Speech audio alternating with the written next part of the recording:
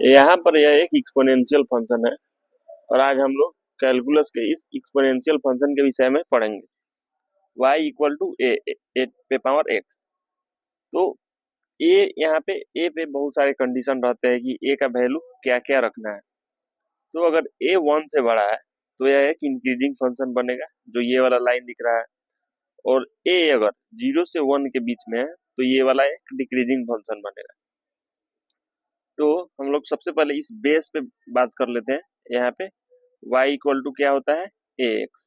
सबसे पहले हम लोग इसके बेस के विषय में जान लेते हैं। यानी इसका जो ये बेस होगा ये कभी भी 1 के इक्वल नहीं होगा, क्योंकि 1 पे अगर हम लोग x वैल्यू रहेगा तो यह एक कांस्टेंट हो जाएगा, यह एक कांस्टेंट फंक्शन बन जाएगा। यानी कि इसका वैल्यू एक हमेशा एक ही आएगा। तो इसलिए a का वैल्यू एक नहीं होता है, a का वैल्यू 0 भी नहीं होता है, क्योंकि 0 पे पावर x भी क्या हो जाता है कि कांस्टेंट हो जाता है। तो यहाँ पे 0 भी डिफाइन नहीं होगा। और a कभी भी निगेटिव भी नहीं होता है, क्योंकि अगर मान लेते हैं a के जगह पे हम लोग एक निगेटिव वैल्यू 5 ले लेते हैं और हम लोग फंक्शन में 1/2 डालते हैं इस फंक्शन में, एक्सपोनेंशियल फंक्शन में, तो क्या आएगा आउटपुट हम लोग को जो आउटपुट आ जाएगा वह -5 पे पावर 1/2 आ जाएगा। मतलब कि √5, जो कि एक कॉम्प्लेक्स नंबर है। यानी कि यहाँ पे जो एक्सपोनेंशियल फंक्शन है उसमें जो बेस ए होगा वो कभी भी निगेटिव नहीं होगा।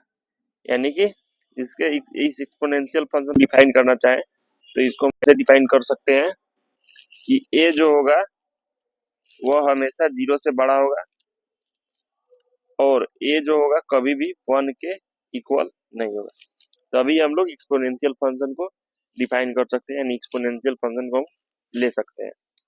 अन्यथा किसी भी कंडीशन में एक्सपोनेंशियल फंक्शन डिफाइन नहीं होगा। अब हम लोग यहाँ पे देखेंगे कि इसका मतलब इसमें x का वैल्यू हम लोग क्या क्या पुट कर सकते हैं। तो इसमें हम लोग x जो होगा वह कोई भी रियल नंबर ले सकते हैं, यानी कि निगेटिव भी पॉजिटिव भी, पूरा रियल नंबर इसमें x के जगह पे हम लोग डाल सकते हैं। ये हमेशा डिफाइन रहेगा, यानी कि यह इसका डोमेन भी हो जाएगा। यानी जो भी x का वैल्यू होगा वो क्या हो जाएगा, उसका डोमेन भी हो जाएगा। अब इसका रेंज क्या हो जाएगा, यानी y। तो y जो होगा हमेशा पॉजिटिव ही आएगा, y जो होगा हमेशा 0 से इंफिनिटी तक ही आएगा। तो ये हो जाएगा इसका रेंज, यानी कि y हमेशा 0 से इंफिनिटी के बीच में ही आएगा। अब हम लोग क्या करेंगे कि इस फंक्शन का एक ग्राफ देख लेते हैं कि यह फंक्शन आखिर इस फॉर्म में बनता कैसे है। और उसके बाद यह भी जान लेते हैं कि यह फंक्शन ये वाला जो है यह एक इंक्रीजिंग फंक्शन है, इंक्रीजिंग है, और ये जो है ये डिक्रीजिंग है, ये जो है यह एक डिक्रीजिंग है। अब हम लोग इसका एक ग्राफ देख लेते हैं। तो यहाँ पे हम लोग इसका इससे इस ग्राफ को हम लोग समझ लेते हैं, इसको फीड कर लेते हैं। यहाँ पे देखेंगे कि एफएक्स है जिसमें बेस हम लोग 2 लिए हैं। यहाँ पे इसमें क्या किए हैं कि हम लोग बेस यहाँ पे 2 लिए हैं और इस 2 पे हम लोग कुछ वैल्यू डालते हैं एक्सपोनेंट का, यानी कि यह y इक्वल टू क्या हो जाता है 2 पे पावर x यहाँ पे।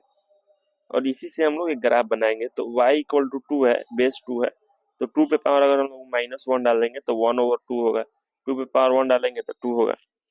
यानी कि अगर -1 है तो कितना आ रहा है 1/2, यानी -1 है तो 1/2, यानी यहाँ पे 1 है तो 2, यानी 1 है तो कितना आ रहा है 2।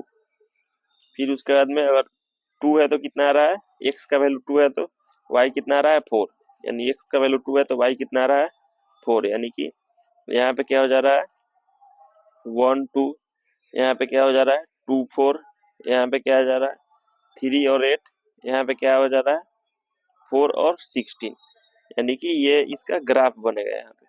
तो इसका अगर हम लोग ग्राफ बनाए तो ये कुछ ऐसे बनेगा। देखिए कितना तेजी से यह फंक्शन इंक्रीज कर रहा है। और यहाँ पे देखेंगे ये और इसको जितना वैल्यू इधर डालेंगे ये और इधर जाते जाएगा। अब हम लोग देख लेते हैं कि जब ये तो इधर हो गया कि जब ए जो है 1 से बड़ा है, और जब ए जो है वह 0 से छोटा, यानी ये जो है 0 से 1 के बीच में है, तो उसका ग्राफ कैसे बनेगा, मतलब कि 0 से बड़ा और 1 से छोटा रहेगा तो ग्राफ कैसे बनेगा। तो यहाँ पे क्या होगा कि अगर -4 डालते हैं यहाँ पे, तो -4 पे इसका जो वैल्यू होगा वो 60 आ जाएगा। -4 पे क्या आ जाएगा 16, और -3 पे क्या आ जाएगा 8 आ जाएगा, -2 पे क्या आ जाएगा 4 आ जाएगा, और -1 पे क्या आ जाएगा 2 आ जाएगा, और 1 पे क्या आ जाएगा 1/2 आ जाएगा। तो इसको अगर हम लोग मिलाएंगे तो ये ऐसे इसका ग्राफ बनेगा, ये भी 1 से होते हुए ऐसे जाके गुजरेगा। तो ये एक एक्सपोनेंशियल फंक्शन का ग्राफ है। बस एक व्यू देने के लिए हम समझाए हैं, यानी कि इसका जो डोमेन और रेंज होगा वो हम पीछे बता चुके हैं, पीछे जाके उसको देख सकते हैं।